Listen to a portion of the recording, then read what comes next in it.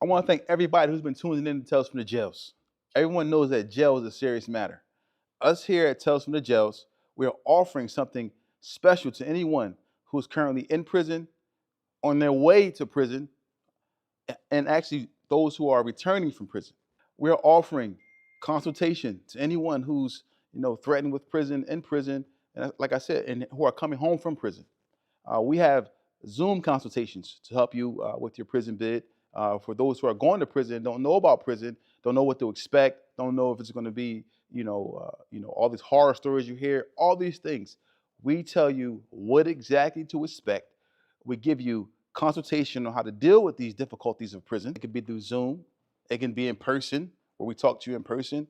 We do intense prison preparation. We also offer business management for those who are incarcerated. We also do post-prison consultations. So if you're ever looking for consultation, you want to know what's going on. Everyone knows prison is a serious matter. Prison is oppression, but nothing's worse than going to prison and not knowing what to expect. Or coming home after being incarcerated for years and not knowing what to expect. We help you here at Tales from the Jails. We offer consultation for those who are going to prison, also those who are coming home from prison, and also we have different features and options for those who are in prison. If you're looking for consultation to assist you in these matters, contact us, talesfromthejail.com. That's talesfromthejail.com. Book your consultation today. Clothing, cars, whatever you're selling, you have a great idea. You want to put it on our platform. Contact TBISC. Call us now, 267-982-0342. TBISC, the best in sports entertainment. First of all, I want to thank everybody for tuning in to Tales from the Jail. I have a special announcement to make. We have partnered with the company TNS Licensing and Consulting. For those of you out there who have an associate degree, a bachelor's degree, or a master's degree, and you're looking to work in a field where as though you can make over $100K a year. Yeah, I said it, $100K a year. The business is working in the medical field. If you're really serious and you have these degrees and you want to put them to use, you might have went to school, you have all this debt from going to college and you're now working somewhere where you're not sure, what you want to do in your life, or you're working somewhere in which you didn't go to school, you're working somewhere where you don't want to be. We have something for you where you can make over $100K a year. And it's going to be in a field in which you get to deal with those who have mental disabilities. If you're serious and you want to get on track, get your life in order, pay off your debt, contact us, 267-982-0342. That's 267-982-0342. The number's right here. You see the number right here. Reach out to us. Call today. First of all, I want to thank everybody who's been tuning in to Tales from the Jails. And listen, we need everybody to do something for us. If you really like what you see on Tales from the Jails, you're really interested in what you see on Tales from the Jails, we need you to go to YouTube at Tales from the Jails and become a member. Subscribe as well, but also become a member. That way you can get updated on all the new content as we continue to bring you these amazing episodes. So we want everyone to go to YouTube at Tales from the Jails and become a member. As y'all heard him, go to YouTube at Tales from the Jails and become a member. We got an array of content that's coming out that you will be thoroughly entertained by. As you can see by the content that's previously been released, you're entertained by. It's only gonna get better. I'm telling you, there is only up to go. And we wanna thank y'all for rocking with us, man, and listening to the awareness that we're bringing about prison life. So, Tales from the Jails live. We here live in partners. You would say TNS Media Group is the team and the family. We are here with my man, Mr. Braheem Jackson. We have another live episode for our audience, everybody who's been tuning in. Like I said, every day of the week, we really appreciate everybody who's been tuning in. We really appreciate the support. We really appreciate, all the love. We had a little situation, our first live event for TBISC. Our first live event on TBIC, we did a little event. Had a few people that came through. Shout out to the few guys that came through to chill with us. We really like the support that you guys showed us last night.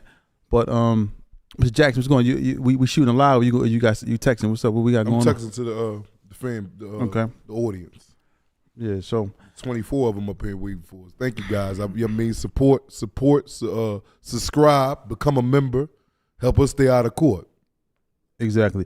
So this episode today, we want to touch into a subject because there was a situation that was brought to our attention or to your attention, and these are things that go on. Sometimes you may befriend someone, a friend, and may befriend someone in prison, someone in the streets, and then you may be close to this friend, and then someone may come to you and tell you something about the person, whether they told, whether they are, they can be a child molester, some type of criminal, because we've all experienced that. I've experienced it, whereas though someone been hanging around you, and then someone will come up say something crazy about the person, and then you like, dang, I didn't even know that. Like this person was hiding this from me.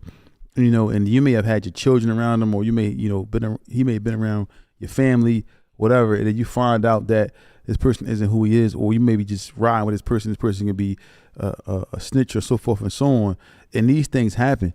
So, for me, knowing these things, like, and having, friends and families, and when these things come about, for me, I would probably distance myself from these things, distance myself from people who I come to find out that do certain things. I may see them and shake their hands and, say what's up to them.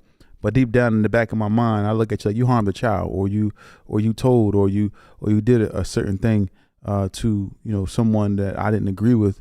So for me, I'll just distance myself, because I'll never want to let it be known, because sometimes you never know, these people can try to harm you, and you maybe just be living your daily life, and then you're looking at them like, so you just keep it, cordial with them. But, as far as me riding in the car with them, as far as me hanging around them, having my family around them and all these different things, I may tend to just distance myself just enough so that I'm not, too involved with them, because I have certain standards, certain things that I care about, About you? Now today, my current age, I agree with you wholeheartedly. I distance myself because I'm never going to say that it's cool for somebody to tell. I don't believe in that wholeheartedly, man. It's not even a little bit, man. Especially if you out there committing crime. You or your partner committing crime and you get caught, but your partner don't get caught, and you decide to tell on him, yeah, I don't deal with you at all, Now, if you'd have caught me back in my jail time when I was used to doing time and all that, I was breaking you up at an alarming rate. I was putting that lock on you or that knife. You either got to whoop my ass or I'm going to whoop your ass. This how it's going to go. But we both can't be on this yard together. Like, I look at a rat like a rat, man, is really like one of the most dishonorable, selfish. See, one thing about a rat, he's very selfish. Mm-hmm. A rat say, well, I did it because of my kids. Okay, all right, cool. All right, let's just say I forgave you for that. But what about my kids? If I got kids, or the other person, what about their kids? So that goes to show me how selfish your kids mean more than my kids, huh? So that's why you told on me. So I could never agree with anything that a rat do. Nothing. Because let's be clear, because a rat is someone who is a part of a situation, a criminal activity, and they told on something that they heard about somebody else. They went on ahead and told. That's a rat. Or not just like, because like you can have an old person that heard about who got guilty in the street. They tell them they're not rats. You have to be a part of that. You have to be out there breaking law. Oh, so I can't hear about you. I know about, a friend of mine told me that you committed a murder, right? Yeah. And I get booked. You a rat. You a rat. That's what I'm saying. Yeah, you a rat. That's a rat. You tell on this murder, like, yes, you told on the murder. Yeah, you was a goddamn coward, man. And we always, we touch on this rat topic a lot, man. And like I said, I'm a rehabilitated convict, man. I'm still recovering from being a convict. I still got things I got to work on with myself. I'm by far no means perfect, man. I got days where I get up and I'm mad at the world. I'm ready to bust a move. And, you could take that and break it down to whatever you think it may be. But, I hold strong, man, with my faith and with the friends that I got around me, such as yourself and other good men that keep me on. It ain't no easy thing, but back to the rat thing. We're not up here promoting like, yeah, you dudes go out there and do stuff and don't tell. No, but if you out there and you banging and you standing on business and you selling whatever you selling, to each his own. Mm-hmm. But just know how to hold your own weight, man. Like it's real dishonorable, selfish, everything. Like my man King Erner like to say all the time, man. He snatch honor, man. And honor should be snatched, man. Like these dudes, man, is coming home and being the hip thing. They got the girls. You got some dudes that said to me before, like, yeah, Black, I told my girl. Your girl. This is one of your best friends before your girl. Before you even knew your girl, you told on this man to go home. You was a part of this criminal act that y'all was on, but got caught, and you told on. Yeah, man. It's just the conversation about a confidential informant, a rat, is ongoing forever, man. Like I said, these type of accusations, like if a person says somebody was a rat, not to say that someone can't get falsely accused about being a rat, because it can happen.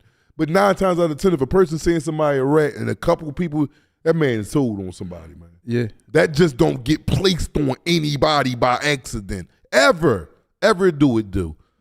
So. Another thing, too, you spoke about, like, certain arguments you may have heard. You see 2 rats arguing, they both call each other rats. Yeah, that don't make no sense to me. I'm looking at them like, yeah, you a rat there. Well, you ratted on. And I'm like, oh, the battle of the rats over there. The cheese fest. I mean, the feds, man, they got certain jails, like Allenwood used to be called the cheese factory. They would send a lot of confidential informants, known confidential informants, to that yard because, that's where they housed a lot of confidential informants at. So it was, to keep down the violence of dudes beating on them and trying to check them and send them to the hole, get them another jail. So what they did was try to create a jail just for all confidential informants. Mm-hmm. And, as time is going on, like, wow. It was rats back when we got indicted. Back when I got indicted, we was out there in the streets or whatever.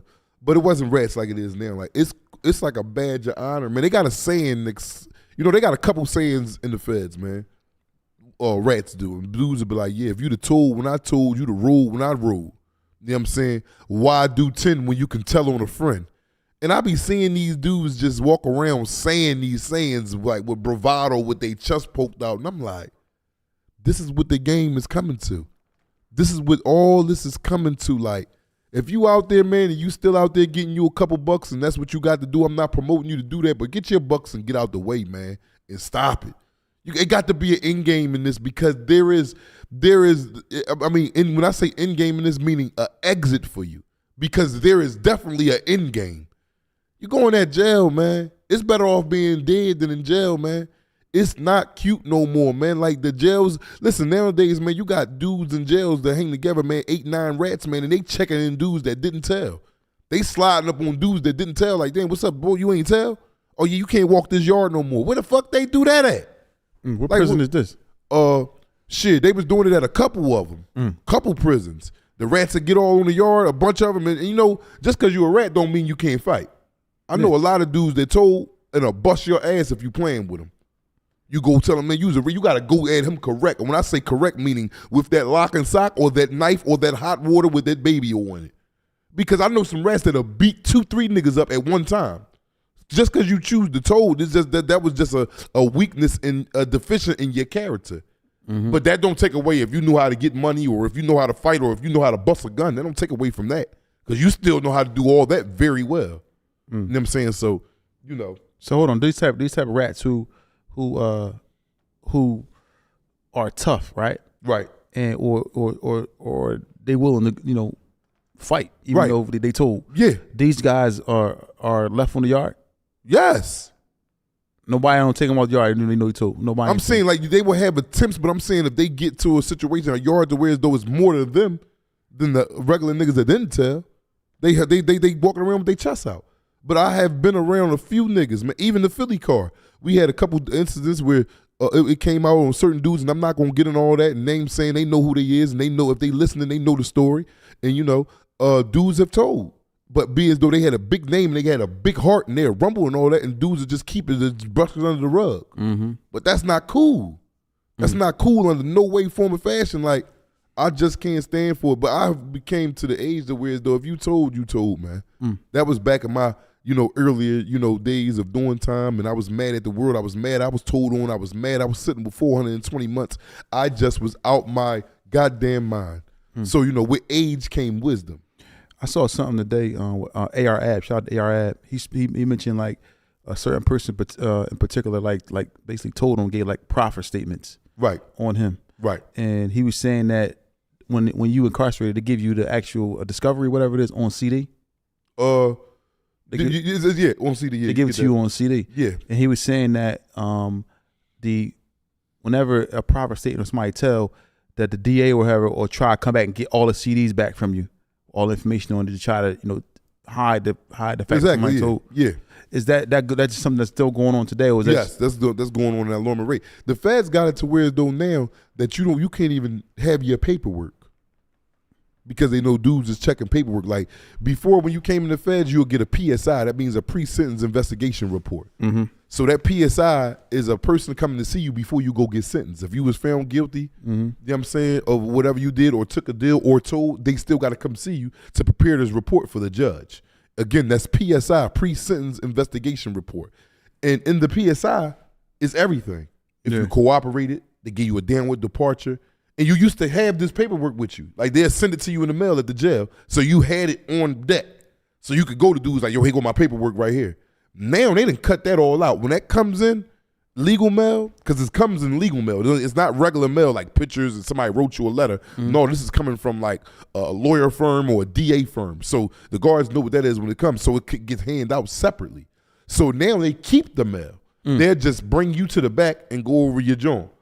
And then they won't let you go back out with it. Now, what we used to do is, like, what we used to do is, like, certain counselors would be cool, especially at the penitentiaries.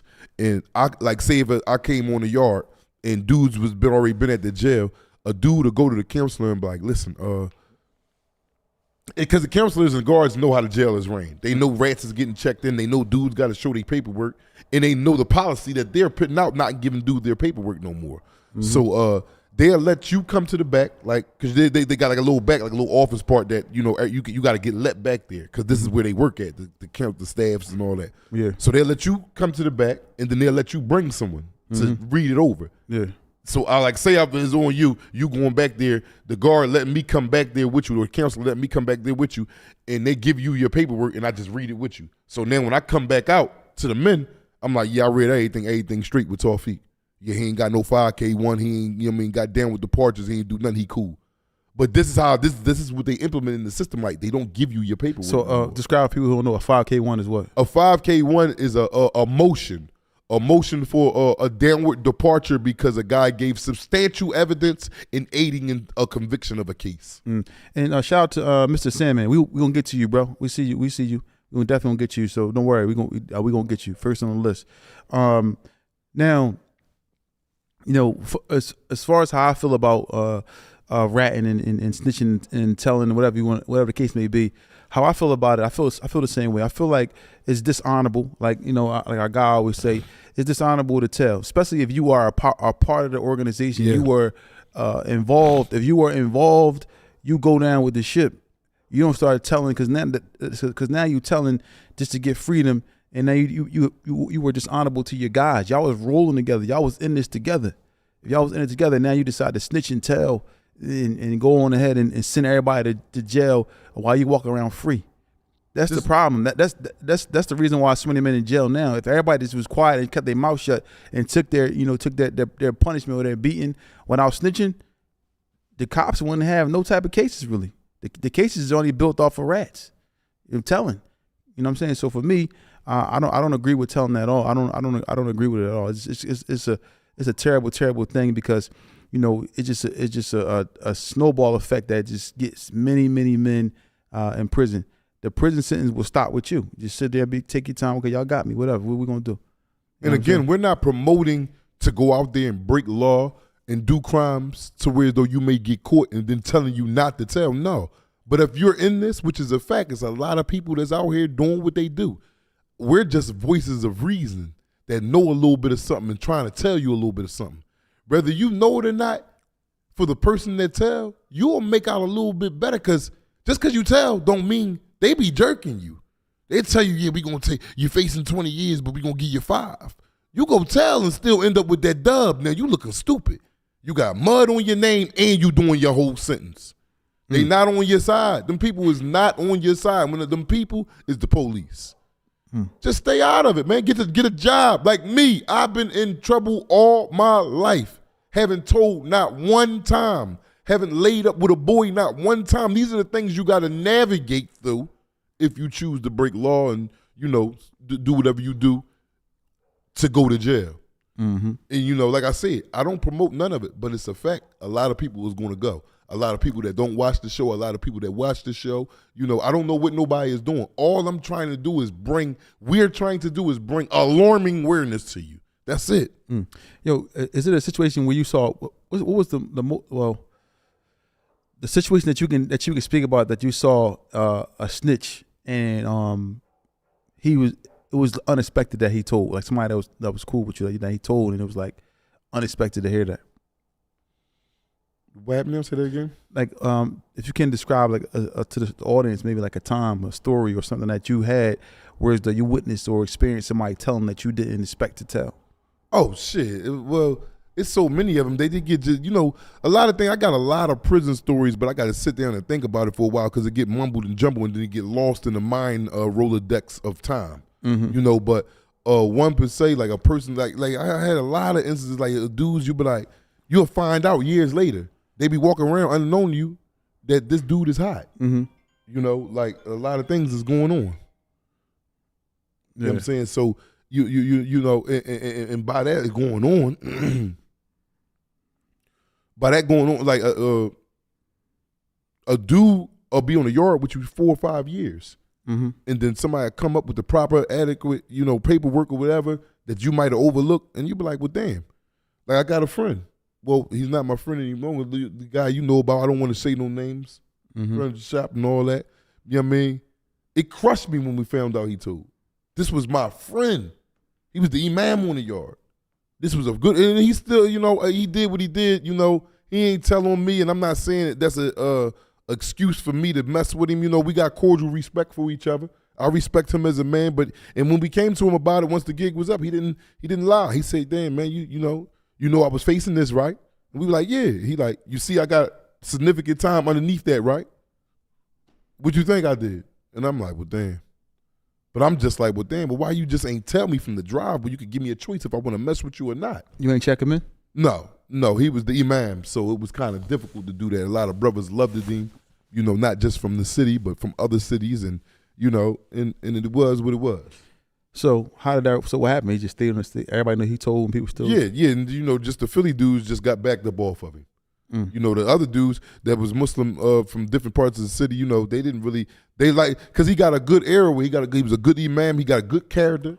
You know what I mean? And dudes was like basically ready to come at Philly dudes like, y'all ain't doing nothing to him. He the imam and this and that and this and that. And we like, man, you ain't got nothing to do with this. You ain't even from Philly. Outside of Islam, y'all ain't got nothing to do with this. Yeah. And that's where it get tricky at in jail. Because Muslims are back a rack play. Yeah, I had a few situations like that too. It was some guy I knew, you know, used to be getting a lot of money, and he was, you know, from what they say from South Philly, and when I heard that, like, he got grabbed or whatever, and then I heard that he told, and they told me that he told. I'm like, damn, I ain't really expected. So I seen him afterwards. You know, I'm different in this point in my life, but I seen him afterwards, and I'm like, damn.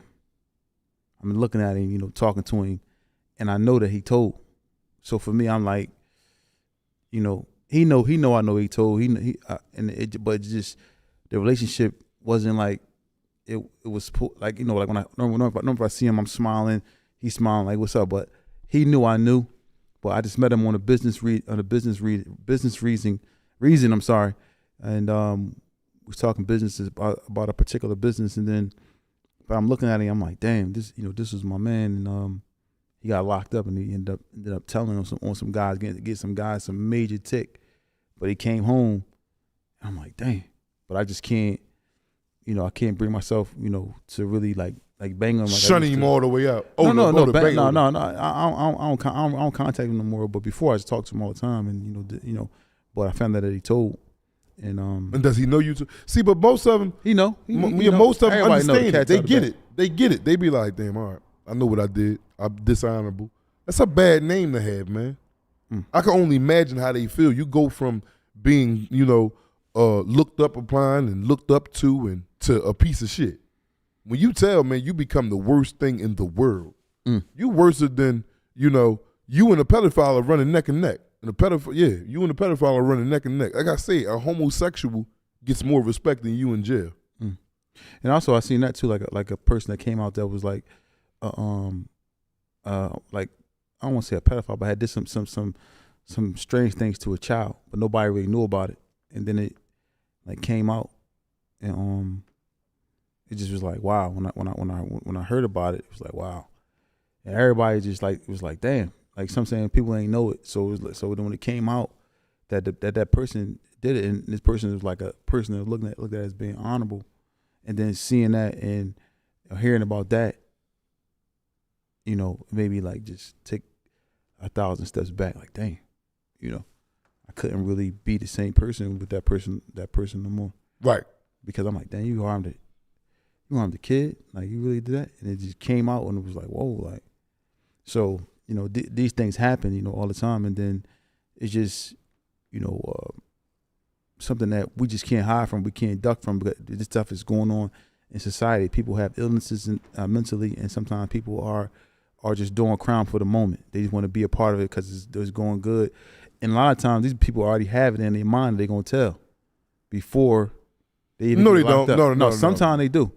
I disagree with you. You don't think so? Nah. Because I seen rats go to jail and don't tell on the first case and then come back on the second case and be like, shit. It all depends on what get thrown at them. Mm-hmm. Some people could do certain things. Like, man, y'all facing a 1 and 2. Or should I say this? What I mean by that, I'm saying like sometimes people know, like some people know the Fed's coming. They getting all this money, but they know the Fed's coming. Some people already know like I'm going to tell so I get back out here. I'm not going to say that. I'm not going to say that. Like that. Sometimes I'm not going to say that because dudes be, don't nobody think they going to tell why they on the street getting that money. Sometimes people do. Nah, Feek. Don't nobody be out there. No. What y'all think? I think so. You probably the people only one. People already know in their mind what they're going to do, man. What No, they built don't. for, man. No, they don't. Not when they out there getting it because they never thinking they going to get caught. That's first and foremost. No, I'm saying if they know the Feds is coming, they know. Like but don't know about who knows the Feds coming. A lot of times because I've seen situations with your case where as though people knew the law was coming. They knew the Feds was coming. They knew it was coming. Yeah, Some people because they grabbed 10 of us already, and it was still 15 more they was looking for. So now like, damn, they coming from in there. Possibly. That's but that's a if good nobody's example. not locked up in the Feds, you just not sitting there waking up one day like, yeah, the Feds on me. No, you think you getting away with it? You out there bopping. Like I said, you got dudes walking around that's indicted by the grand jury. Do you think they don't think the Feds is coming to get them? Yeah, I got a friend of mine too, man, who just coming home, man. I don't want to say his name, but he's from down South Philly, whatever. This is a guy, a cool. He'll come up here and tell a story. But this is a guy, a real cool friend of mine, man. Like I met this guy, man, from South Philly, and we had a little job together, and coolest guy in the world. His own brother told on him. Yeah, messed me up. Well, that won't mess me up. I remember he. I talked to him and he told me like, my brother told on me, man. My own brother told him. He said his brother told him in the cell like, yo, look, you better flip on these boys because I'm telling. And his brother told him to his face. He's like, dang, like what? He's like, I'm telling. And his brother went on ahead and told own brother. That's messed up. That happens all the time. Damn. Courtney told on his brother. Courtney, in my case, told on his brother. So that's what they do. His brother was in another country too, wasn't he? Yeah, he was in New York, but I think he fled back to his country. I mean, because they Jamaican, so man, dude. One thing about a rat, man, is very, very dishonorable. Describe that testimony. You was there. You were sitting through when we came out and told Courtney. Yeah, he Courtney was basically just talking about the keys that he was giving to people who was getting fronted. Because one thing about a conspiracy, right? You cannot give me a conspiracy, and I'm gonna give y'all a little bit of game in the Feds. If you selling coke, and I buy a brick off you, I pay you cash for a brick of crack cocaine or cocaine, period, and you give it to me, they can only, if the Feds come get us, they can't make it a conspiracy. They can only charge us what whatever y'all fam. You'll have your own case, I have my own case. How you make a conspiracy is when you front me something. Listen up, y'all. How you make a conspiracy, if I come say, damn, I got money for a brick, but I'm trying to get another one. And I say, take these 3, but I don't want to give you 2 more on top of that. Exactly. That's where the conspiracy come from. Meaning y'all conspire. Like, when I buy it off you, it's just a buyer or seller relationship. And that's normally how it go. You know what I'm saying? When you front me, that's when it becomes a conspiracy. And that's wow. That's normally how it goes. Though. That's deep. That's a deep. lot of times, for anybody that may have been in the streets knowing these type of things, getting it like that. A lot of people don't know it. If you buying 5, he gonna probably gonna give you 5, or whatever the case may be, because that means that you can handle the load. So he gonna dump more. Because one thing about a person who's in the streets, and anybody who's getting money on that level will know that you want to get off them Jones as fast as possible. You don't want to get caught with it. You don't want you want to get rid of them joints, however you can. If you got somebody, you got some people that's moving them, and he can get he come to you, he buying 5, you gonna give him 5. And then so forth and so he buying 2, you giving him 2, because you want to get rid of it as much as possible. You don't want to you don't want to get caught with it. You know what I'm saying? Because when you hustle on the street, you understand that these things. You got the robbers out there, you got the police out there. You know what I'm saying? So you get off of it to all your people that you can, and then you just wait for everything to come back. And then you ready to go, and, you know what I mean, keep the cycle going. You want to get off of them. You know what I'm saying? That's normally how it goes. So that's how the conspiracy can transpire and turn into people getting large amount of time outside of, giving a single case. So that's how it go. You know what I mean? Now, these people who getting all this money, right? A lot of times people tell because they just they trying to get back to the streets. That's a lot. That's what I mean, and continue to live that lifestyle, because they may have put some things in place. Whereas though, because normally, when you get money like that, you put things in place in case something go wrong, and then it may be ways to hide the money, so forth and so on. So they might. Somebody Courtney probably already knew he was gonna tell though. I don't know. I don't know if he knew he was gonna tell or not. All I know is he told. I remember meeting him. I remember meeting him, and I didn't.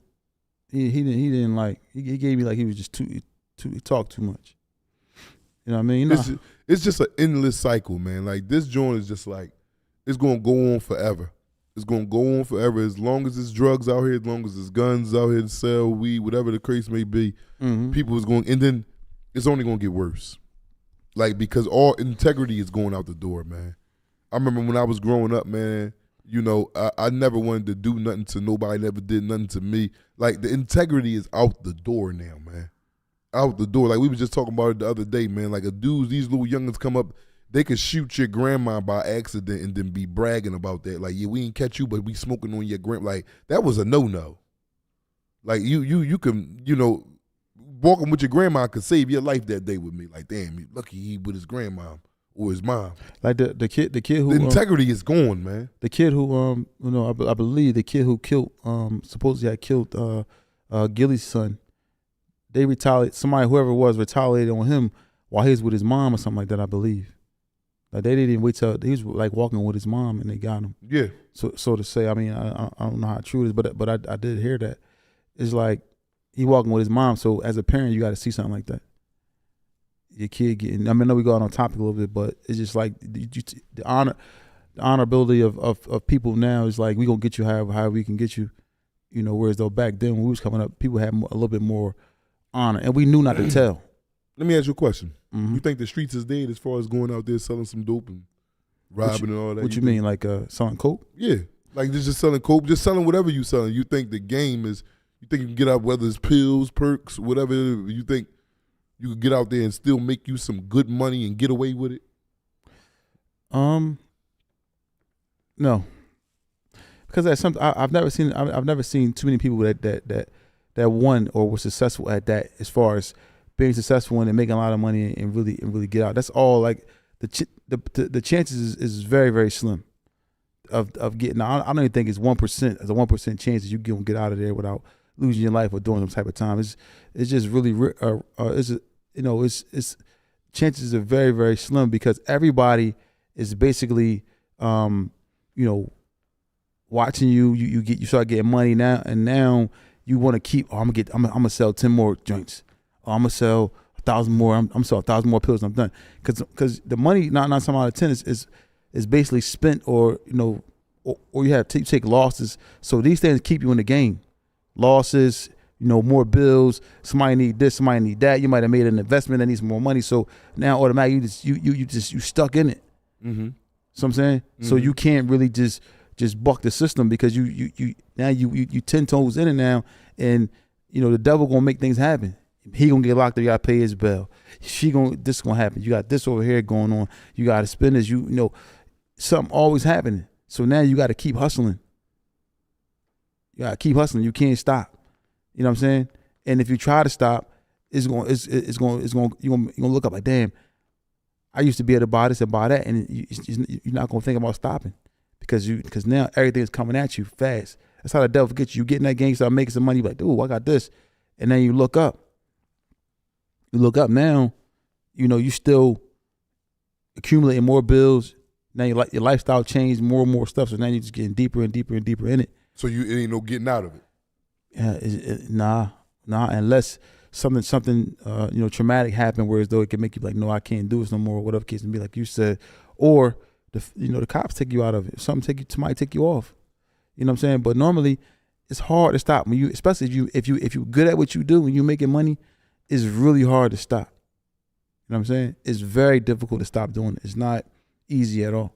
It's not. I want to answer a question that somebody, we get to that at the end of the segment, but I want to answer this question now. And I think it was a pretty good answer. He was following up off of what we had said. And he has said, this is Hearthrow Human, Harrow, I apologize, man. Harrow the Human. You know who I'm talking about. I'm trying to get it right. I apologize again. But he said, so if jail was needed for Braheem to change for the better, did the rat benefit Braheem? The rat definitely did benefit me. He ain't benefit himself, though. I don't know what angle you are from asking this question. No, he was saying, basically what he's saying is, by somebody telling on you and getting you prison time, he actually assisted you in your recovery. Yes, he did, but that wasn't an assist that I needed. That wasn't an assist that he needed. He asked the question. He didn't say that. He asked the question. Mm-hmm. You know what I'm saying? In his question, let me repeat it again. I don't know who you are. I see that you follow us. I don't know if you ever been to jail. I don't know if you have been to jail, because the question seems like it's coming from like some. He says, so if jail was needed for Braheem to change for the better, did the rat benefit Braheem? The rat benefited me, yes, by sending me to jail, and that was needed because I was either going to be dead or in jail for the rest of my life. But it caused turmoil with him. It's neither here or there whether he benefited me or not. We're talking about the character of men, and if they go ahead and tell, especially when they was a part of the action that he's telling on. So it's neither here or there whether he we got caught and he told. You know what I'm saying? We both. So I can't really. He didn't benefit himself. He destroyed his whole character. So I want to say something, because I know we normally answer questions at the end, but Benzo, you respond to that question. I gotta answer the question of my guy, Mr. Sandman. Shout out to DJ AK, Mr. Sandman. He said, a family member of mine incarcerated for fraud is representing himself because his public defender isn't working. He's asking me to access his case files for legal reasons. Any suggestions to help? Say that again. Read the question again. Yeah. Can you pay attention this time, please? It says, a family member of mine incarcerated for fraud is representing himself because his public defender isn't working. He's asking me to access his case files for legal reasons. Any suggestions to help? No, there's no forget. Only you got the suggestion. Can you access the case? If you can do that, do that. Because these court appointments, evidently, he seemed like he got a court appointed. They don't be going out their way to try to help you beat a case. They whole thing is, man, take a deal. The court appointments get paid by the government, by the DA. Yeah. You mean, they gonna come in there and they gonna put up a little fight, or just a little fight. I'm talking about literally little fight. But other than that, the answer to your question already is, if you're in a position to look up the certain things that he asked you to look up and find for him, you will be more of a benefit to him than his lawyer. And then another thing too, for those who are incarcerated and those who aren't telling, those who aren't snitching, those who aren't being dishonorable, as our guy always say, you have to understand something. The prison system is designed to break you, take you away from your family. So when you breaking law and you know all these things is going on, you out here living your life, you have to understand that there's consequences that come with that, especially if you're doing the wrong thing. Now, how you decide to move inside of that scenario, you have to really, really, really think that, you have to really, really understand that you can not only destroy your life, but you're going to destroy a lot of people's around yours before you even go to prison, and also while you're in there, because you destroying lives out here selling drugs, pills, crack, whatever you want, whatever it is that you're selling, you're destroying lives there. Then you get caught, go to trial, get arrested for whatever you're doing, and now you're telling. So now you're destroying more lives because now you're making people get away from their family, so forth and so on. And not only that, you're just taking yourself away from your family. So if you look at the overall aspect of drugs and criminality, whatever it is, it's best just to stay away from it, because there's nothing good that comes from it. Nothing. And money is a temporary satisfaction. And that, and I know we argue about this. I always talk to my guy all the time. I always say, money isn't everything. And we talk about it. And he say, "Well, you say this." Well, what I mean by saying that money isn't everything, of course, you want to be able to provide for your family and take care of your family. Yes, but the certain means and aspects and measures you're willing to go for it is what makes it. What makes me say that money isn't everything, because you may risk your life and your freedom for money that's not going to be there for you. When you die, you can't take it with you.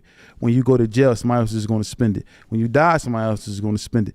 You can't take it with you. So why not just take the means and take the routes just to get enough to suffice your family, and then if something else come along with that, then then cool. But because the stories never end in the right way, it never. And then you go into jail, and then you look at somebody else to hold you down, and then somebody ain't hold you down. Man, he ain't hold me down while I was in prison. But it just so therefore you should just look at that situation of crime and just stay away from it, because everything about it is bad.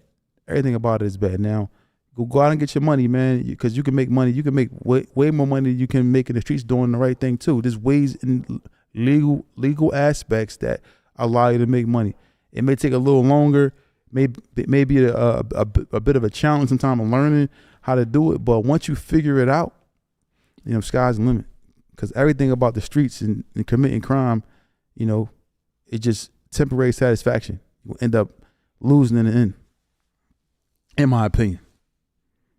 I want to remind y'all too, at 5:00 today we got Naima. I apologize about that. Yesterday we had a little technical difficulties with the episodes coming up, but we back up and rolling. So 5:00 p.m. today, the episode part 2 of Naima's episode will be up. So make sure y'all get to that and go watch that at an alarming rate. And we also have a special yes, this Thursday. Not this special episode with a special guest. This Thursday. Yeah. At 6 p.m. I'm telling you who it is. Got Hollow Rollo. We got Hollow Rollo, man. Napa Street Clapper, man. For all those that know, man. He came up here, man. And he dropped it. He dropped it good. Yeah, so make sure y'all tune into that, man. But today you will get part 2 of Naima's episode, man. Please tune into that, man. Hear what she got to tell y'all, man. She's a wearing at alarming rate. Yep. Raleigh dude. I mean, we'll get to that question, but I just want to say, get to it. He was saying to people, because I think we heard this question before. No disrespect. He was saying that do you think people in jail become Muslim only for protection? Absolutely. Yeah. Absolutely. You got dudes that say they've been Muslim for 4 or 5 years in jail and don't even know the Kama. Don't even know the Fatiha. And when you in jail, it's really no excuse not to learn that. You ain't got nothing but time on your hands 24 hours a day. It ain't like the hustle and bustle of society. Work, gym, shopping, back to work, kids, wife, that could be a goddamn mess in itself. But jail, you have nothing but time. And you have dudes that come in there. We have had dudes take their shahada as rats and seen that like I said, Muslims in the jails is looked at as a gang. So they definitely in there taking their shahadas. And it was a guy too, man, that called us, man. And like, no disrespect, we wasn't saying like, that, because you made a statement about somebody slapping a Christian. A Christian. And that was a statement, that was a true statement. But it wasn't, the way that he was saying it wasn't saying like, he was saying like the Muslims are considered a gang, where Christianity is not considered a gang inside the prisons. So basically, if somebody slapped one of your gang members, so to speak, so they saying, this is what they're saying, not saying that we are a gang, but the Muslims move like kind of like a gang, whereas though if you slap one of ours, it's going to be a problem. Yes. Whereas though, like you've been in there, so you said the Christians don't move like that. No, no other religious group move like that. So that's what he was saying. He wasn't saying that you can just like it's okay to slap a Christian. No, because that definitely ain't. You go up and smack a Christian and get your whole life turned upside down if you don't know what you're doing. Yeah, so don't think that we were just saying that. We wasn't saying like, yo, Christians is sweet. Go smack you one of them. Nah, ain't nobody in that. That's not even from our religion to even think in that manner. So, but it was cool that the guy reached out to us, man. It was funny that, but I understand what he was so upset. He was like, yeah, you Tawfiq and you Braheem, no guns, no lock in the sock, no knife. Both of y'all against me, and I'm gonna show you what this Christian do. Shout out. I love your brave-hearted Christian man. Shout out to you. Yeah, he was serious about that. But no disrespect, bro. We our religion teaches us to respect everybody, man. So we respect you as well. Now we go back to just the street mentality and the bravado. With street mentality in hustling and selling whatever you're doing, it builds a certain kind of arrogance in individuals. Like drugs being a drug dealer, it just breeds. I don't know why, but it breeds an arrogance in a lot of people. It makes you like arrogant, and I'm assuming it's the money, the power. I was just about to say that it's not the drugs per se, it's the money. Yeah, it breeds arrogant. Yeah, man, because I ain't gonna lie. If I ran into a couple dollars right now, I wouldn't be arrogant. It would be some people I would be arrogant to. I wouldn't. But me, I would. I ain't talking about you. I'm talking about me. Mm-hmm. Yeah, it'd be, people that used to look down on you because you didn't have it or have enough like they thought you should have. And I'm not talking about look down like, ew, you broke and I'm up now. No, not that type. But it'll be an arrogance like when I come around and say we all out eating and, the bill was $40 for each person. I'm going to throw my weight around. Yo, I got it for everybody. I'm going to let that person know like, yeah, the bag is right. Yeah.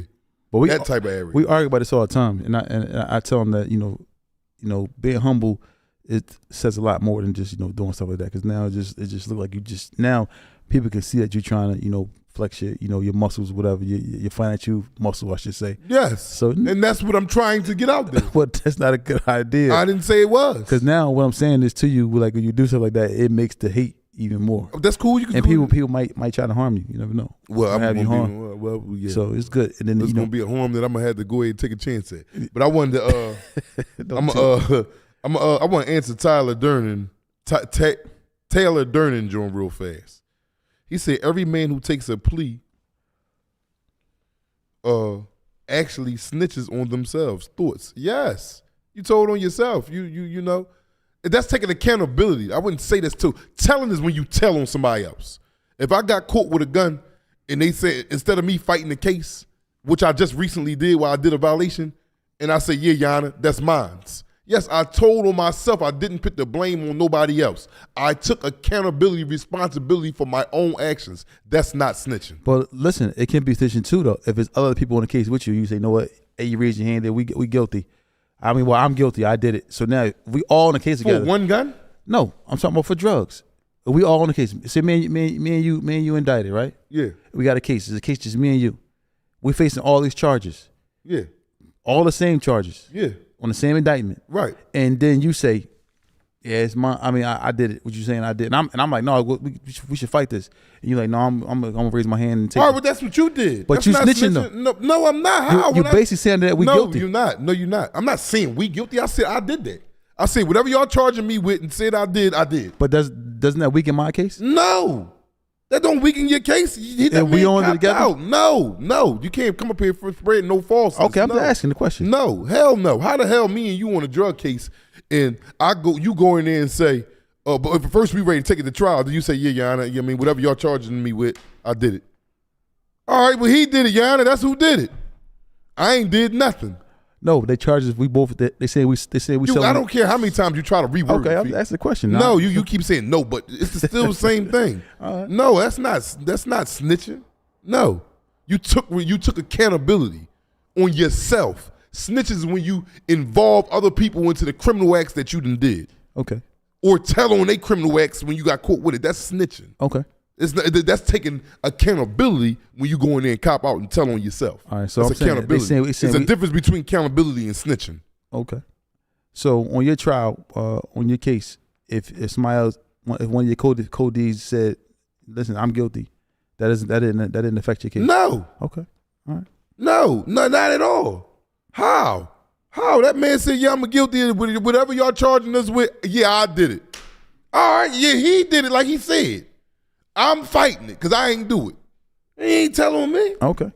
No, I'm cool with that. Well, I'll just make sure that it make your case look weak. No, it'll make the case look weak. That's what I'm saying. But that's not snitching. But we talking about two different things. But ultimately, doesn't that? No, I'm saying. Well, maybe I used the wrong term, but doesn't that affect you in your case? Couldn't it affect you? Yeah, if they both choose like slight weight, yeah, like slightly, yeah. But he took ownership and said, yeah, whatever y'all charging us with, I did it. All right, that's him.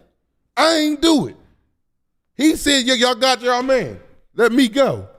I ain't did it. Okay. Yeah, that ain't got nothing to do with me. But when I'm he saying, just copped out right, too. well, because I gotta use another scenario though. They say they were surveillance in both of y'all. They were surveillance in you and him, selling a bunch of this and a bunch of that. They surveillance in both of y'all. He like, yeah, I did it. He's still not all right. But I'm saying that's not helping you lose your case. No, how? They say we got surveillance on both of you guys selling crack. Mm-hmm. All right, cool. And he said, all right, man, you got me. Either I'm going to go to trial or I'm going to say, all right, you got me too. Snitching is when he be like, you ain't catch me selling. He was selling it. That's snitching. Okay. That man chose to cop out. All right, he crazy. Yeah. Yeah, so, but for me, I just, sometimes I'm a little ignorant to certain things about, very ignorant to certain things at times, but yeah, I love sometimes, you. It's cool. So that's why it's you and it's me up here because I probably couldn't deliver. Of course, I know I couldn't do this without you, bro. So the thing and about vice versa. The thing about it is this, in these type of scenarios where like let's go back to the actual criminal activity and the brainwashing that we are brainwashed by things that we see on TV. You know what I'm saying? The things we see on TV, can brainwash you. Like if you like, I heard somebody say people think that they Scarface but didn't see the end of the movie. Is it people? Because sometimes a lot of these movies end in horrible fashion, whereas though a drug dealer may get killed or do a lot of time, but it's the actual high of seeing everything before the ending, right? That people were just stuck to. So end of the movie, they forget that, you know what I'm saying? Is an end, is a possibility they could end like that. Jail, prison, jail, death, whatever the case may be. So we just programmed to glorify or be stuck by watching just the good part of the movie. Like, a movie of mine that I hated watching the ending was Paid in Full. I used to watch that movie and I just hate the ending like that. Yeah, that's why it's called a movie. Yeah, it's like that shit don't be happening. I don't even pay attention to that. I just watch it for entertainment. That has nothing to do with the real street that was world. A true story though. That was basically a lot of things switched up in it. But the overall aspect of it, the ending of it for me was like, damn, like I ain't want to, see the, ending of that. But it's just like you be stuck watching like Scarface, the rise to power. Everybody's watching Scarface, and then his the way he died, and he died in an arrogant drug dealer state. Was brutally murdered. Mm-hmm. People block that out. They just see the mansion and everything he had. Everybody gonna block that out. It's instant gratification. What people is looking for, instant gratification. Something that's overnight, and that only comes from the lottery. And everybody ain't hitting that.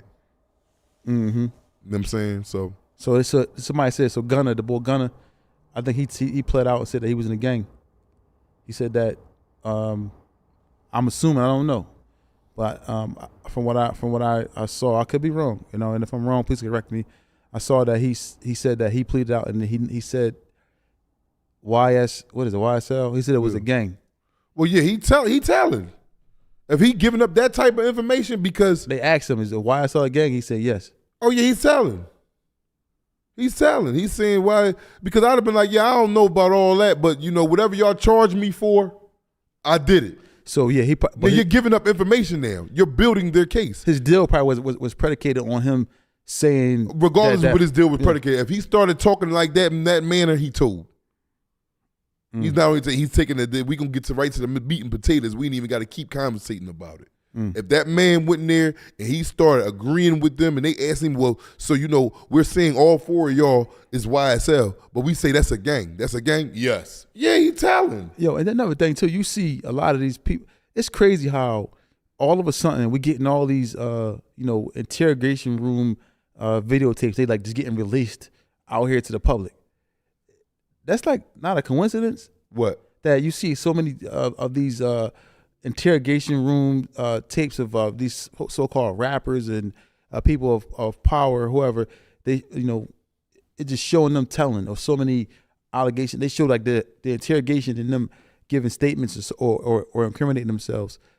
That's not like a coincidence that this stuff is just automatically just released out to the public. These videos, like it don't make you think like that. It's like because it's just like it just coming out of the woodwork. These people just releasing these videos of them people telling and giving statements. Man, everything is modernized now today, man. The reason why you wasn't getting it back in the day because they ain't have cameras inside these interrogation rooms. Everything is for a price. Man, I won't be surprised, man. The interrogation room units going to these big time, podcasters or whatever, whoever put it out there and be like, man, listen, we got the whole interrogation of such and such, and he ain't here telling. A couple dollars. Everything is for a couple dollars, man. You got crooked cops, you got crooked politicians, you got crooked doctors, lawyers. It's crooked in every profession in the world. Everybody for that dollar, man. And it's spread like a wildfire. A super wild at an alarming rate. And we're just talking about that, like people do anything to get notice on, social media, to the point where they just do any and everything, and to the point where people just do anything and telling themselves subconsciously a lot of times. Man, we heard a situation where though somebody committed a murder, and the murder was committed in the clothes that they had on Instagram, and it's like just crazy. Like you just posting yourself on Instagram, and that post can lead to you doing a bunch of time just off them identifying the clothes you was wearing in a post. We seen people have the case where though the detectives will look at a gun that was on the actual Instagram post and say this is the weapon that was used in the actual particular murder. It's like it's just social media is like people are basically telling on themselves. Exactly. Do you think we'd have been on social media when we was being bad kids? When we was if it was out back then, I don't think we probably would, but we was never like that though. Like I don't think we was like not on there bragging and boasting about what we was doing, but to be on there for the girls and stuff like that. Yeah, that's what I'm saying. All of it is not good, but I'm just saying like that aspect of just putting it out there. Like yeah, we doing this, showing weapons and so many things. We probably wouldn't have been doing that. No, I don't think so. Because just to talk about it, that house they caught you in, they had like how many guns was in there when they came in? 5. 5 guns. 1 in the bed with me and 4 spread throughout the house. And we had a lot more than that at that time. Yeah. And it was like everybody was moving like that. So it's like, I don't know if we would have been doing stuff like that.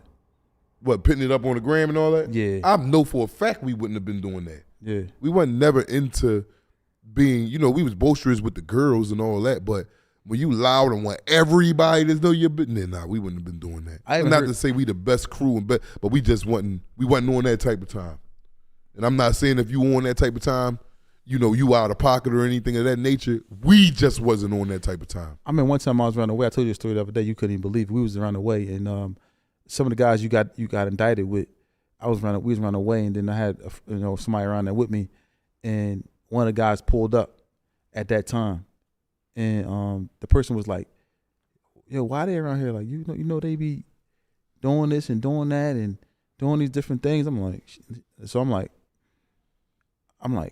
just looking at her. I'm thinking that she just hating. She like, I said she's girl, but yeah, she. I'm thinking that she just hating, but she like, no, I'm telling you, like, be careful with them, boom, boom, boom. But then ultimately, those guys brought a lot of stuff around to us at that time, because and she was right.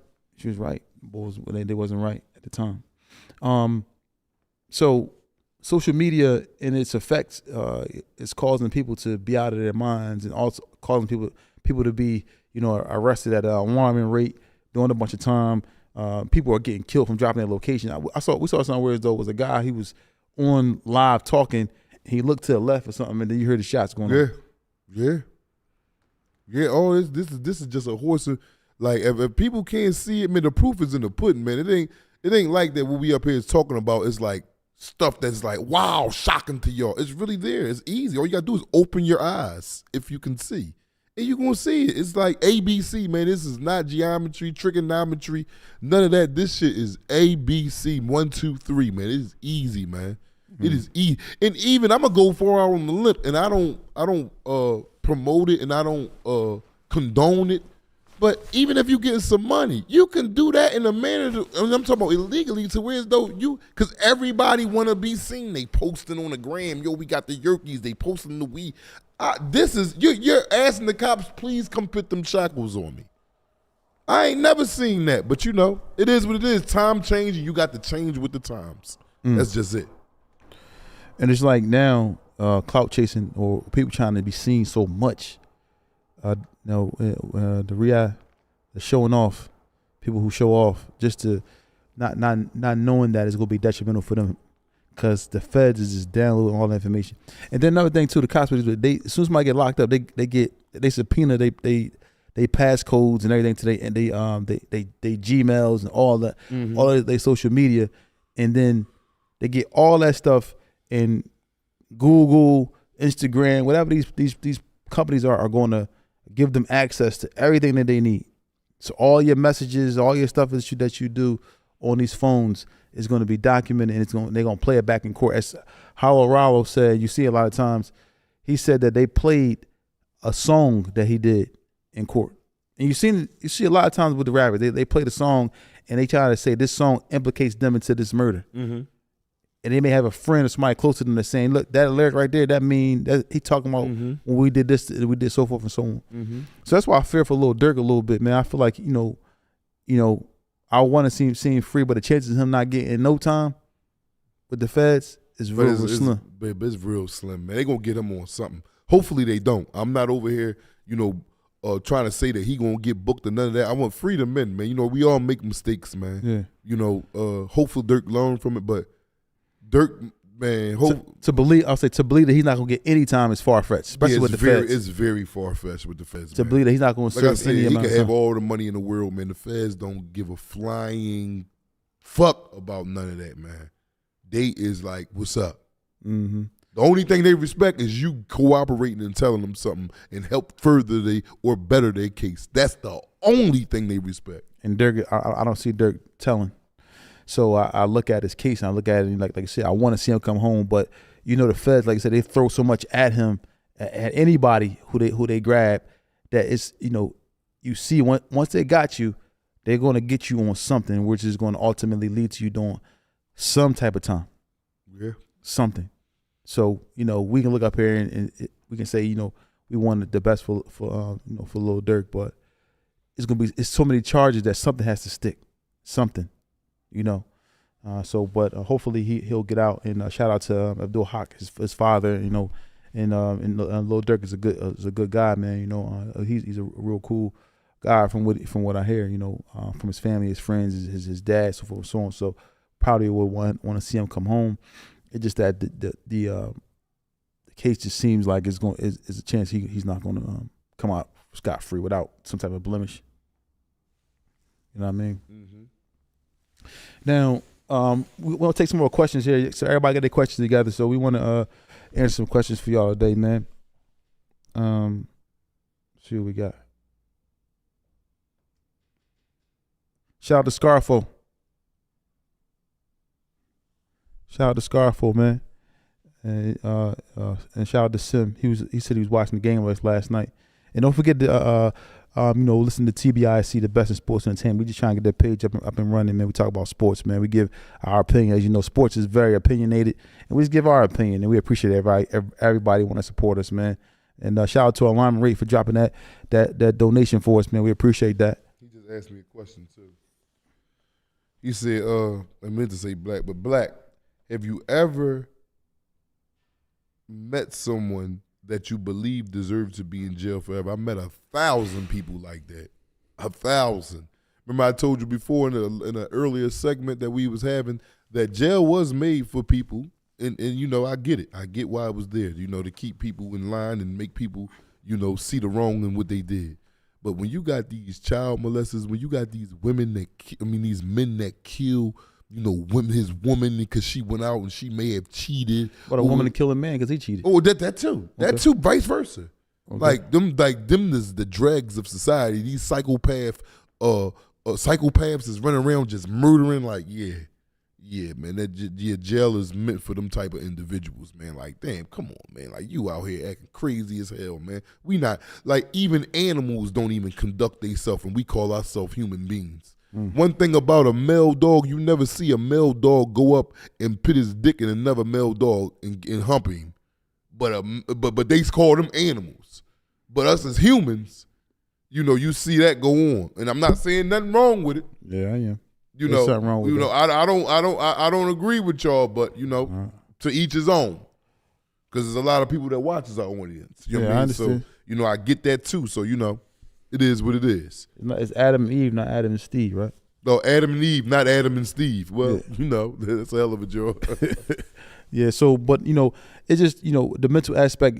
People just, you know, it's corrupted. But this, we can go on and on about that. But that's just a cycle, man. That somebody did something to a child grew up to do something to another child, or grow up to do something to another adult, whatever that may be. This thing is just a cycle, man. It's just a sickness, and we have to try to figure out a way to break that cycle. Now, you know, as we sit here and go through these questions and try to figure this out, my question to the audience is, you know, like, how do y'all feel about, you know, the state of y'all city, wherever y'all city is, what's going on in y'all city with the telling and the kids killing each other? And talk to us, you know, let us know what's going on in your city. Where if you ain't from Philly, you're from another city, let us know what's going on. You know, got some questions for us, man. You know, because we want to come to y'all cities, man. And we're working on a live now. We're going to do a live show. We don't know where we're going to do it at as of yet, but it's going to be a live show and Tales from the Jails with a special guest. We're trying to put everything together now, but we're going to put it together whereas though y'all can come and be a part of the live show for sure.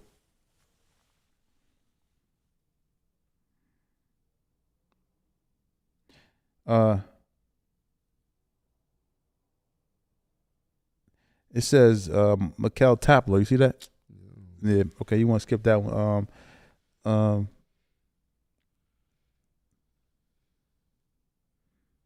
Who that? Dot. Yeah, weird. So get from out there. Paul. Shout out to Dot. Where you at, Dot? Shout out to NYC.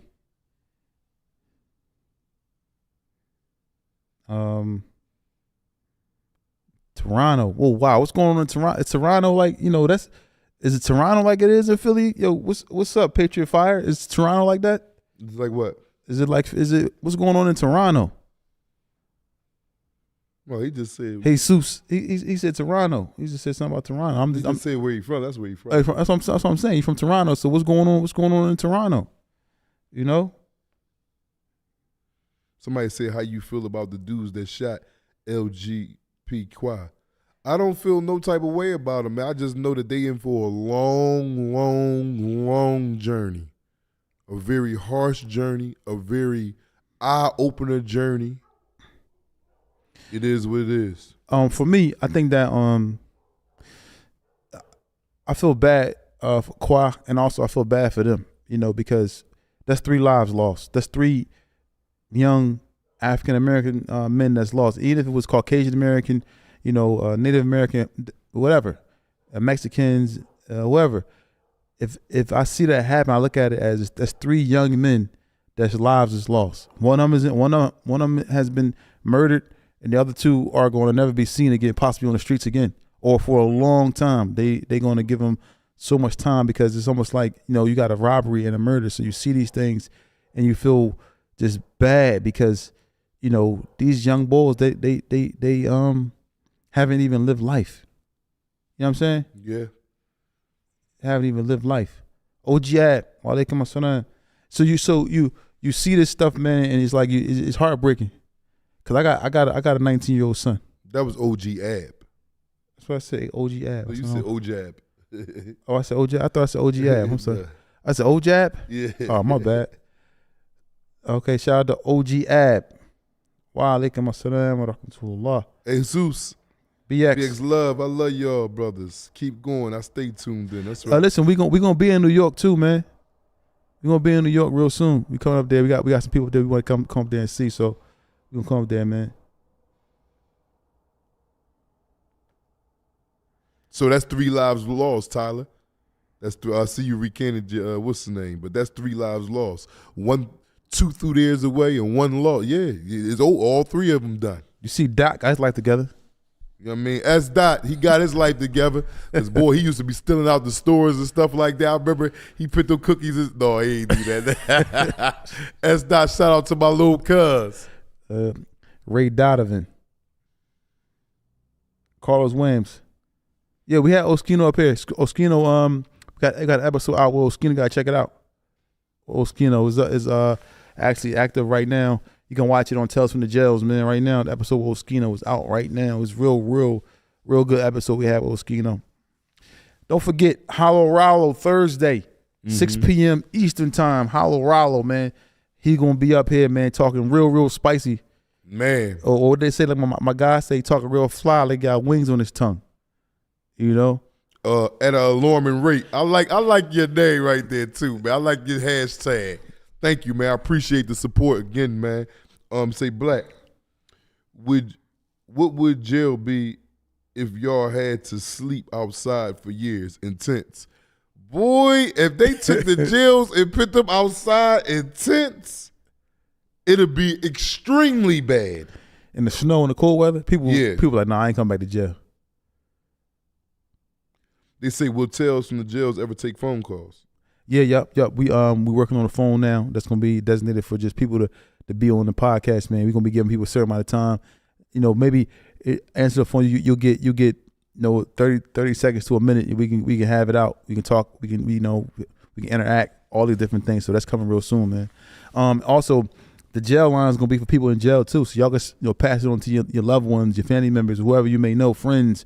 And they'll be able to call in directly and set up a time to give this story, man. And so we got so many ways we're going to be going with this Tales from the Jails. But for those who are here with us right now and that's rocking with us right now at this very small stage, I know our platform is growing every day. But man, I can't say too much more than that. I truly appreciate every single one of y'all. And male, that's facts female, right there, man. Everybody who's tuned in, everybody who's shared, everybody who's talked about it, everybody who even we had an event last night, man. Some guys came through, and show love, man, and it was real cool, man, to see that, those of you who came through, man. I really appreciate you, man. Everybody, man, and it just we just real genuine. So I just want to say, man, like I get emotional thinking about it because it's when you have something where you have people that support you. And like you said, like our guy who talked about the slapping of the Christian, he's a part of the community, and he had a problem with his brothers, man. And he had a problem with his brothers, but we was able to have a conversation, and and all right. So I felt like we was by the conversation you had with him and the conversation I had with him through text or whatever. It just felt like you was having a riff with your brother. Yeah, that's all it was. And we gonna get to the bottom of it. So we gonna get to the bottom. Yeah, that's our bro. So because you definitely can't beat us both at the same time. I want you to get that out your head now. You bit off more than you can chew with that one, but we still love you. For sure. But shout out, man. So But yeah, man, everybody's been tuning in. Another thing too, I know I want to say this again. So reach out to TNS Licensing and Consulting, man, because don't miss out. Like home care is turning around, and everybody know home care. You see all these home care agencies on billboards, buses, and they're there for a reason because home care agencies are making a lot of money. And TNS Licensing and Consulting are allowing people to start their home care agency, start the process for only $999. They're trying to help everybody get into the game because they understand that the MCOs is going to be opening up real soon. From what we hear, what I've been told from some real good people is that the contracting is going to begin again sometime next year. So you want to start the process now so that you'll be available and ready to open your home care agency and be able to start making some money. Ask me how I know. So the numbers are 267-534-5053. That's 267-534-5053. Contact TNS Licensing and Consulting today. Taylor Durdon always mess up his name. Somebody just donated $10. Yeah, appreciate you, man. Whoever the donation. Not said. The donations is coming here. Please support. Thank you, man. We appreciate y'all, man. We're going to keep coming at y'all at an alarming rate. But Durdon ass said, no, first of all, John Michael said, the Eagles had you nervous at the end. Nah. Yes, he did. Yes, he did. Not. You wasn't even around me. No. That's a lie. You called. You texting the group chat. We got a group chat with the guys. Yes. And when I text, I said I'm not. I said when you go back and read the text. What I said. Listen, back. Stop coming up here capping. Go back and read the group text. What I said. At each play. No, at halftime. I did not say you anything. Was so close to the TV, bro. I ain't never seen you that close to the TV. I can't see. I'm always close. Man, I'm always close. Hey, you're a fair weather fan. You really not no Eagles fan. I am a fan. I'm an you Eagles a fair weather fan. No, I'm not an Eagles fan. I mean, one little play go wrong, we're gonna lose. Bro, we got chill. It's a lot of game left. It's a game of ups and downs. Listen, he was real hype at the beginning of the game. Yes. And then soon as you get fired up for the game. Yeah, you get fired up before you go out there and start hitting. You want the blood flowing. Listen, yes, I was. When Hurts fumbled the ball, he had tears in his eyes. I did not. You sitting up here lying to the audience. You did, bro. I looked over at you. You sitting there. You eating your food. All right, I had it, man. I had tears in my eyes. Yeah, you had you were scared. But listen, I understand. And then on top of that, you remember that time when we was young boys? We was what year was that? Eagles lost to the Rams before they went to the Super Bowl. We was teenagers. But you wasn't even an Eagles fan at the time. I wasn't. And you were ready to get us into the fight of our life. Yes, I wasn't. We was kids. I didn't know nothing about no football. I just seen everybody in there liking the Eagles. The Eagles lost. Everybody was sad, and I laughed at them. We was at Jillian's, man. We was at Jillian's. Yeah, is that no, still Jillian, open? It's something. It's called something else now, I believe. Jillian's was Jillian's Sports Bar. That's he used to have that open. What's that? Roosevelt Boulevard? Franklin Mills. Franklin Mills. All y'all are a little older. Jillian's back in the day. We used to go there with 9-7, 9-6. No, that was the Eagles lost. That what year was that? That was after I came home. What year was that? Check. What year is that Eagles lost in the to the Rams? Whatever year that was. That's probably like 2000. Was it 99? I wasn't home 2000 or 99. It had to be 98. That wasn't home none of them. Yeah, it had to be 98. No. I wasn't home 2000. I gotta check. We gotta double check that. But anyway, we in Jillian's, man, and this guy, mind you, we in there, and the Eagles playing the Rams. We went to go to the Super Bowl. This when the Rams had the greatest show on turf, I believe. They had Warner, Bruce. What's the other receiver they had? They had a squad. Torrey Holt, Hakeem, the boy Hakeem, Blazer. They had Marshall Falk. They had a squad. So listen, we in there. I'm an Eagles fan at the time. He wasn't. Let's keep it real. So we in there. Eagles lose. We in there. It's like 40, 50, maybe 100 people in there rooting for the Eagles. We over there by the pool tables. He laughing. The Eagles lost. Eagles lose. Mind you, these guys start getting real riled up. People grabbing pool sticks. You know what I mean? Security had to get called. We in there ready to have the fight of our life. It was only about maybe like 10 of us versus like 100 people. Got out of there with our lives, man. And these people was, the Eagles fans is diehard Eagles fans. And I was mad at him too. I almost hit him. I almost got on their side, but that's lucky he's my man. Well, we made it out. But he wasn't an Eagles fan back then. He didn't even like football. When we played football as kids, he didn't even play with us.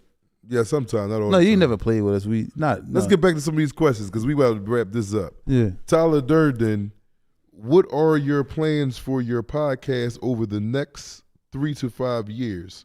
Where y'all want to be and what y'all want to be doing?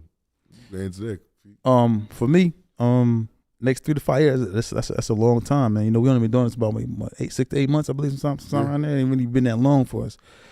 So now on duty, it ain't really been that long podcasting for us. So in 3 to 5 years, I mean, whatever Allah decree, man. You know, for me, if I'm able to reach one person every year to stop them from going to jail, I'm cool with that, man. I don't want to put no number on it or whatever the case may be, because you know, of course, you know, it takes money to be able to maintain a company or maintain a business or to grow and scale a business. Yes.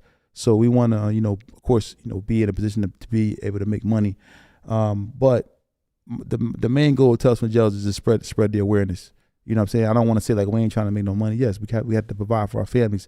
But the ultimate goal is to spread the awareness, save lives, you know, however we can, with real stories, you know, real experiences, do people not just from us, but people all around the world.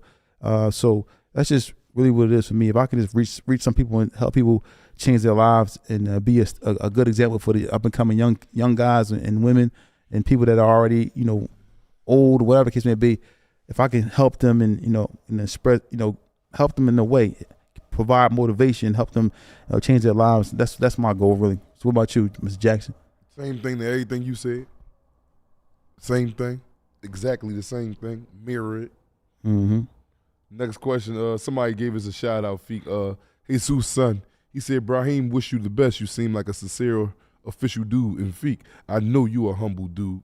100. Alhamdulillah. Thank you, man. I appreciate that, man. And I know in the Quran and in Islam we refer to Jesus as Isa.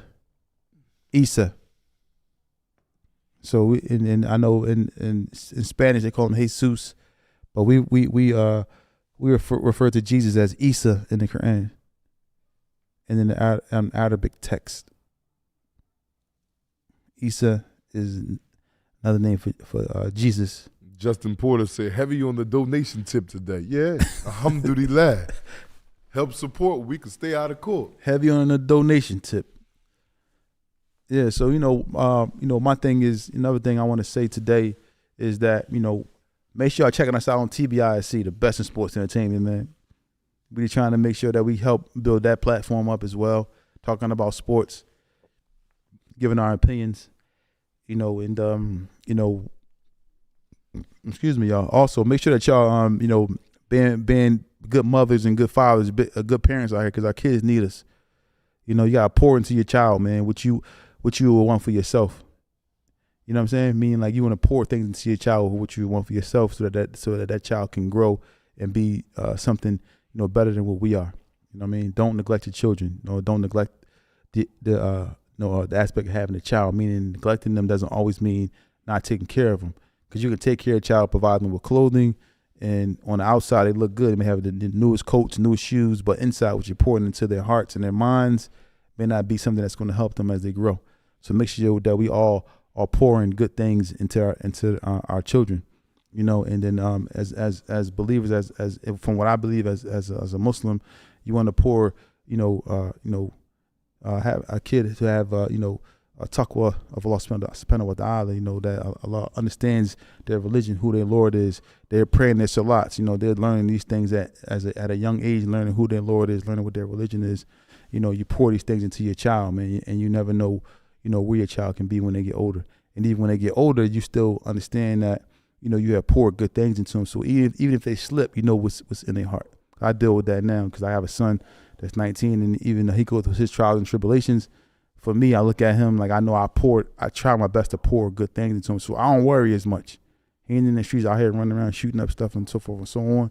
Not saying that's end all be all, but I know I pour good things into him, and when I sit down and talk to him, I know that I can see it in his face, and I see that he may be struggling with whatever he's going through, but I see good in him because I know I try my best to pour good things into him.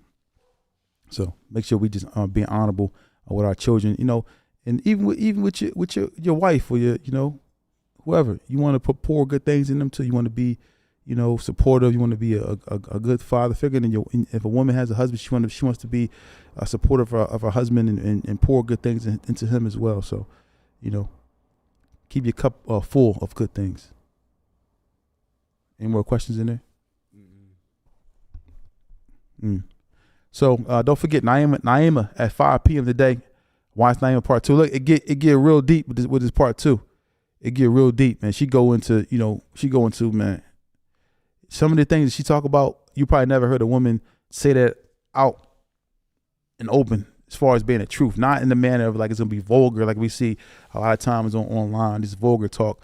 But she's speaking about an experience that we wouldn't want our mothers, our sisters, or our daughters to go through.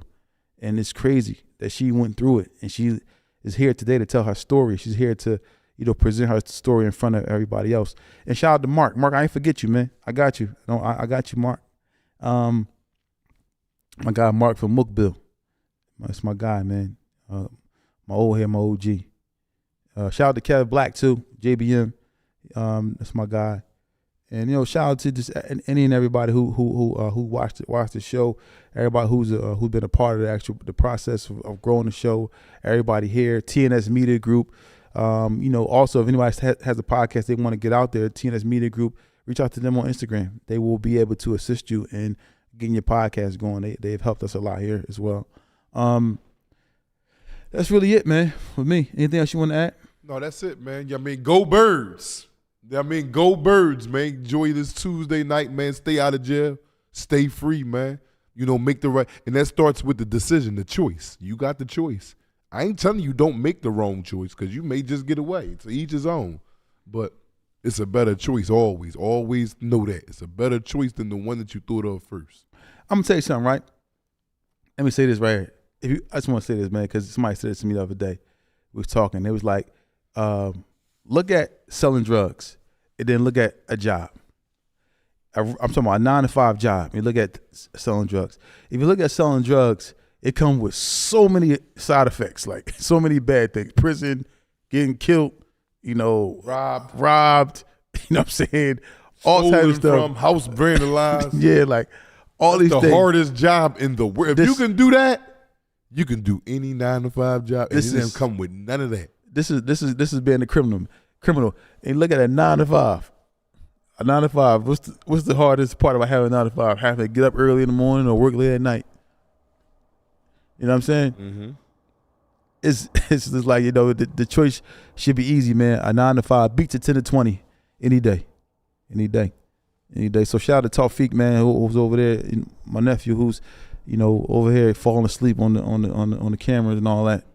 So, but yeah, we thank everybody who's been tuning in, and don't forget to watch the episode tonight at 5 p.m.